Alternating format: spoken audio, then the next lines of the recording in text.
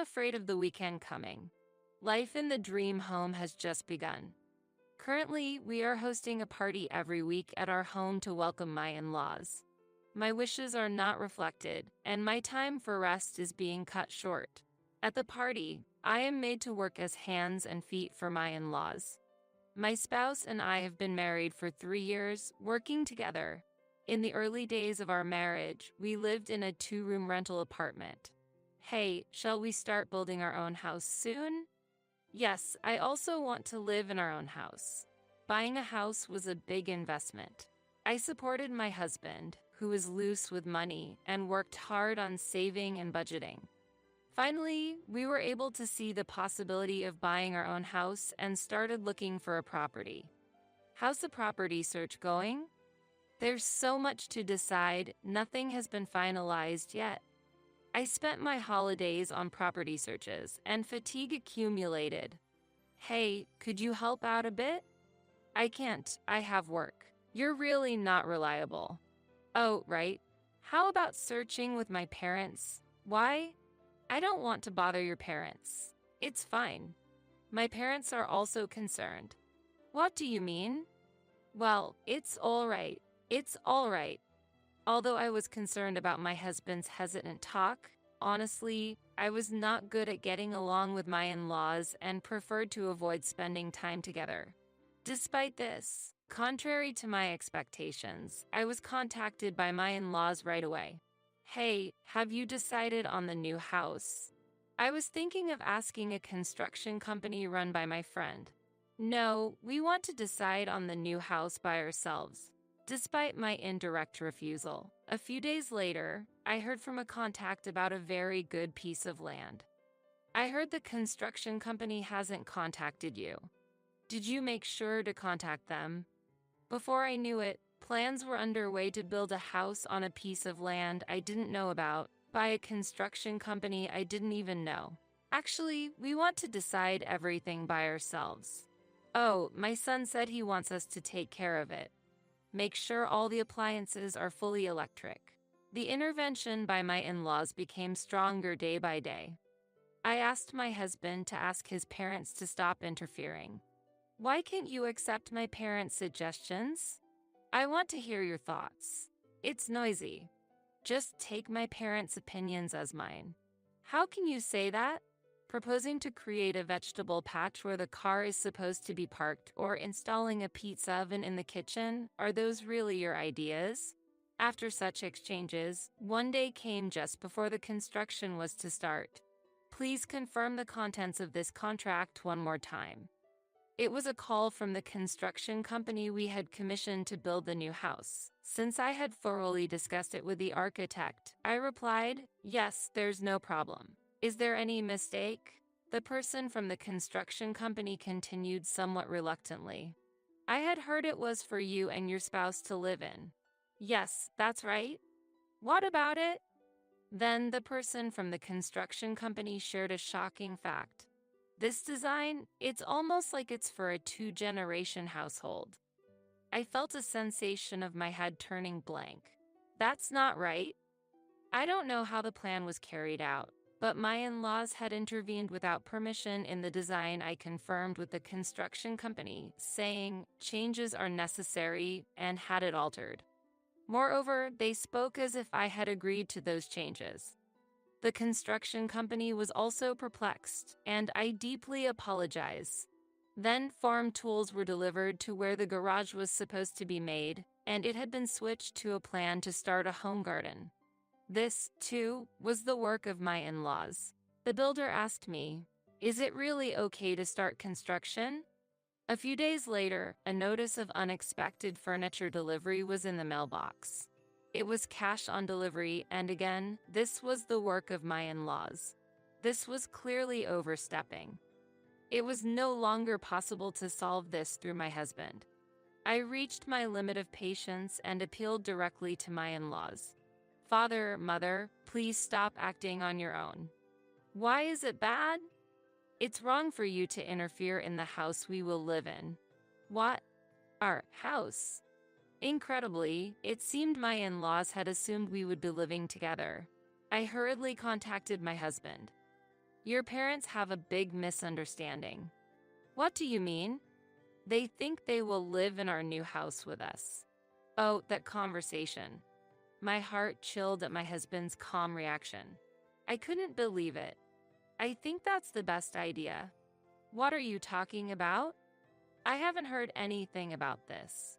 Well, I'm telling you now. That should be enough. Unbelievable. I absolutely oppose it.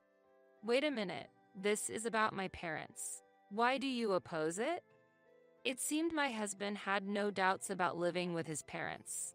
On the other hand, he pressed as if to blame me for my opposition. Can't you, as a wife, get along with my parents? But the design was changed without my consent. Well, the elderly like to meddle. It's from goodwill. That's not possible. There's no trust between me, you, and your parents. We can build that trust from now on. The problem is now.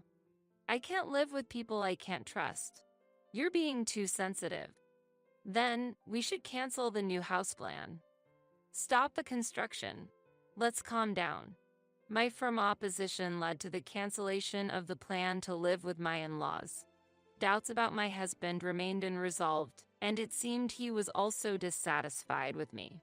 Amidst this, our new house was finally completed. I felt positive for the first time in a while about deepening our family bonds while cooperating with my husband in this house.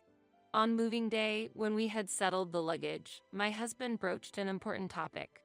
Now that we have our own house, I've started to feel the responsibility of being the head of the family. I see. I want you to listen. I want you, as my wife, to have that sense of responsibility too.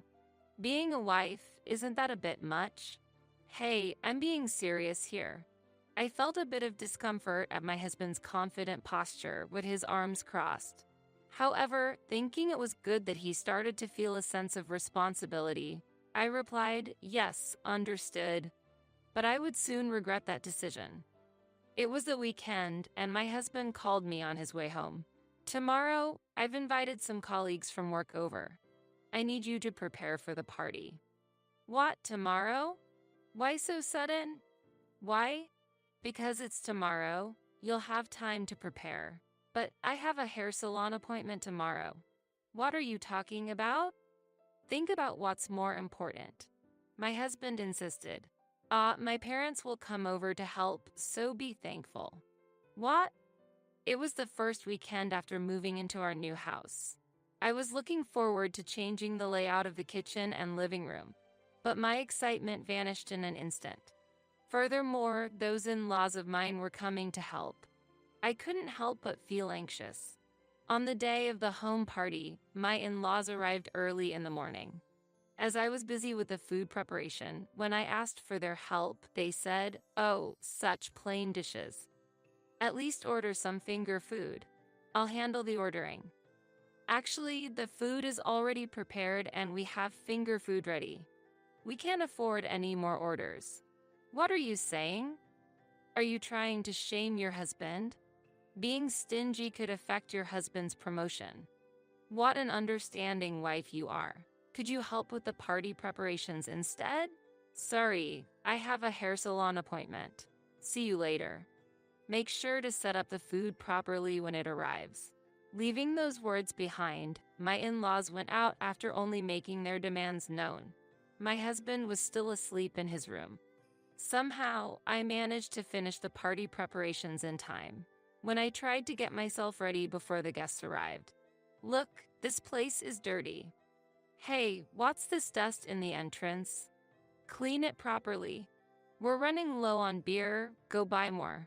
Ordered around by my husband and in-laws, who had just gotten ready, I ended up welcoming the guests without even having time to put on makeup. Welcome, everyone. Please, this way. Now, serve the guests some drinks. Hurry up, will you? The party that day was the toughest for me. My stylish mother-in-law treated me like a servant. Without introducing me, when I greeted a few guests myself, they were puzzled by my appearance in a greasy apron without makeup. They probably thought I was a servant of the house, which was humiliating. Afterward, my husband started to host parties every weekend. and my in-laws never failed to visit. Colleagues from work, their families, and even neighbors were invited without prior consultation. My in-laws continued to play the glamorous hosts at the parties without offering any help, ordering me around. My husband adopted the same attitude as his parents.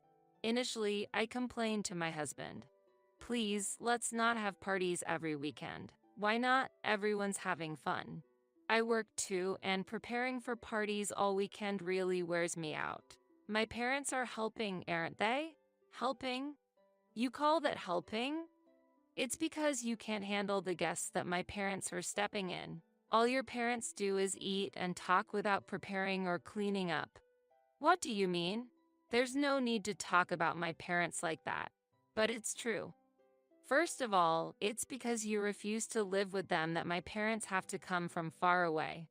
I sighed internally at this exchange. My husband always brought up the fact that I had refused to live with his parents whenever I objected to something. He continued to argue that since I had accepted his requests, I should also listen to his desires. Amidst the days spent without rest, I suddenly realized that I hadn't yet invited my own parents to our new house. So, I proposed, I want to skip the party this weekend and invite my parents over. What are you talking about? No, I object. Object? Do you even have the awareness of being a wife? You married into my family. And above all, don't belittle my parents. I'm not belittling anyone. Well, I don't mind you inviting them, but my parents come first. But your parents come every weekend, and because of the parties, I can never invite mine. How did it come to this? How much more does my husband expect me to sacrifice? Reaching this thought, I decided that I needed to consult someone about this situation.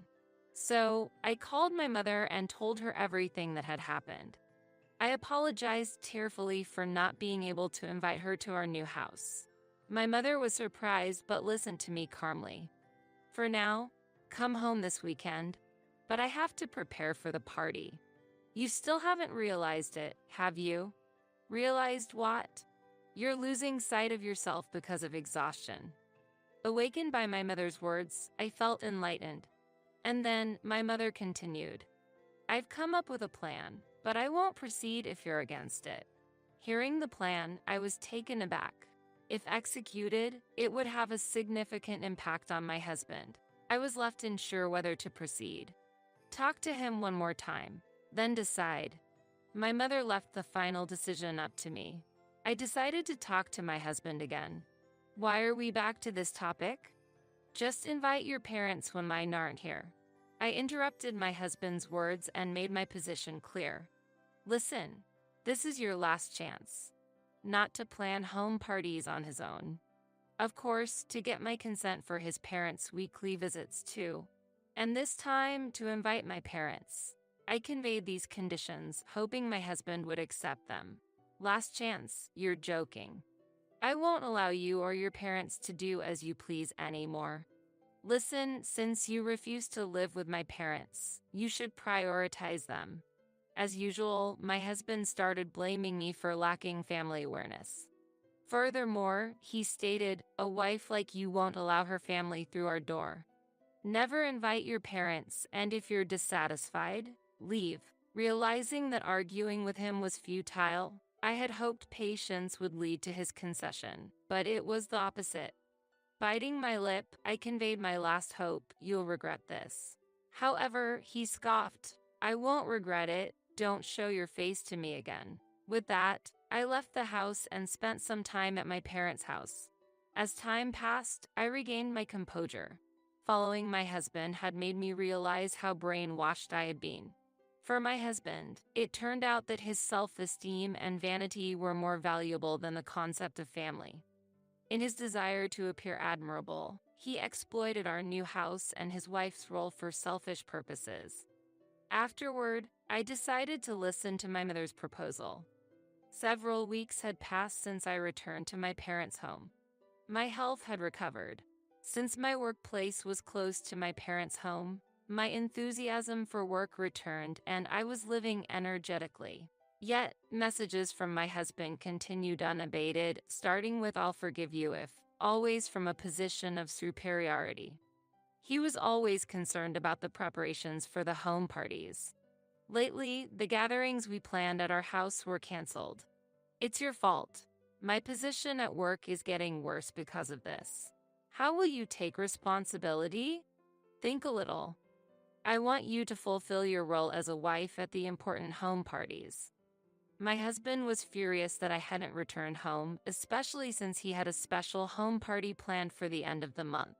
This party was to welcome important people from his workplace at our house, a highly prestigious event for him, supposedly ensuring his promotion if successful. On that special day, I, dressed up, headed to our home with my parents. My husband and in-laws were busy preparing to welcome the guests, managing the delivered food and drinks. My husband's bosses and colleagues were also present, and I exchanged greetings with them. "Oh, you look very charming in that dress." "Thank you." Seeing me, my husband and in-laws immediately approached with excitement. "Hey, what are you doing? Hurry up and help. What's with that outfit? What kind of wife are you wandering around like that?" As my in-laws reached for the hem of my dress, my mother stepped forward from behind and clearly swatted their hands away. "Please don't touch the dress I designed with your greasy hands." "What is this? Who are you?" "Hey, that's my wife.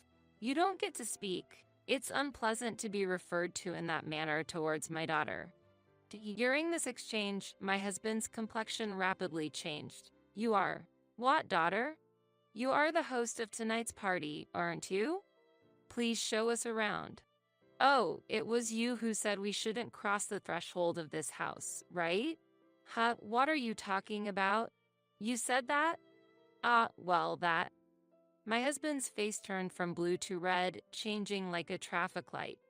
In fact, the guest of honor at today's gathering was my mother.